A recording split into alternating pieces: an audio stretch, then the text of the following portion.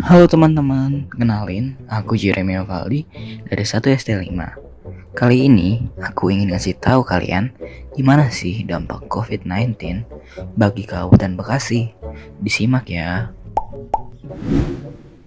Terletak di Pulau Jawa, khususnya Jawa Barat, kabupaten ini mempunyai total penduduk sebesar 3,1 juta orang dan punya luas wilayah sebesar 1.274 km persegi yang luasnya hampir 2 kali lipat dari luas DKI Jakarta yang hanya sebesar 661 km persegi.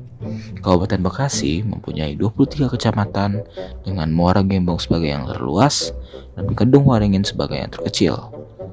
Selain itu, Kabupaten Bekasi memiliki kawasan industri terbesar se-Asia Tenggara loh.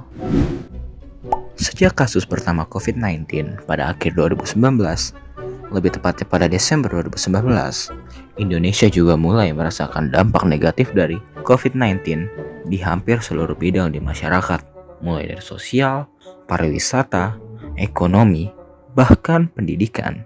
Tentu, hal ini juga berdampak pada Kabupaten Bekasi sebagai bagian dari Indonesia.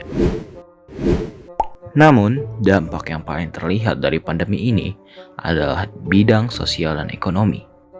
Hal ini disebabkan oleh terbatasnya pergerakan dan aktivitas normal masyarakat. Nah, dampak dari keterbatasan ini dapat kita lihat dari laju pertumbuhan ekonomi, tingkat pengangguran terbuka, dan tingkat penduduk miskin di Kabupaten Bekasi.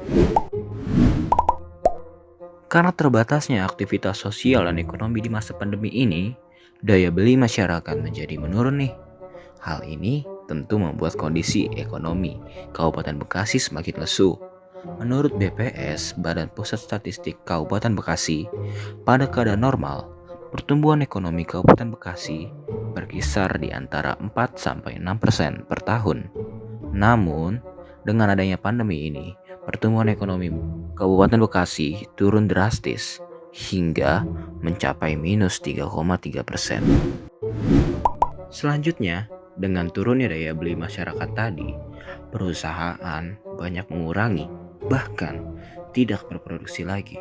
Penurunan produksi tentu akan diikuti dengan penurunan tenaga kerja yang diperlukan. Nah, kita dapat melihat penurunan tenaga kerja itu dengan tingkat pengangguran terbuka atau TPT, yang merupakan jumlah pengangguran dibagi dengan jumlah angkatan kerja. Menurut BPS Kabupaten Bekasi, TPT Kabupaten Bekasi memiliki tren menurun dari 2017 sampai dengan 2019. Namun, pandemik datang. Akibatnya, TPT Kabupaten Bekasi kembali naik lagi menjadi 11,54%. Bahkan, angka ini melebihi TPT pada tahun 2017 loh, yang hanya sebesar 10,97%. Nah, akibat dari meningkatnya tingkat pengangguran terbuka tadi, tentu banyak masyarakat Kabupaten Bekasi yang menjadi tidak berpenghasilan, yang dapat membuat masyarakat berpotensi jatuh dalam lubang kemiskinan. Menurut data BPS, tingkat kemiskinan atau persentase penduduk miskin di Kabupaten Bekasi selalu menurun dari 2017 hingga 2019. Namun, pandemi datang menyerang. Tingkat kemiskinan pada tahun 2020 naik menjadi 4,82% dan melahirkan 37.000 penduduk miskin baru di Kabupaten Bekasi.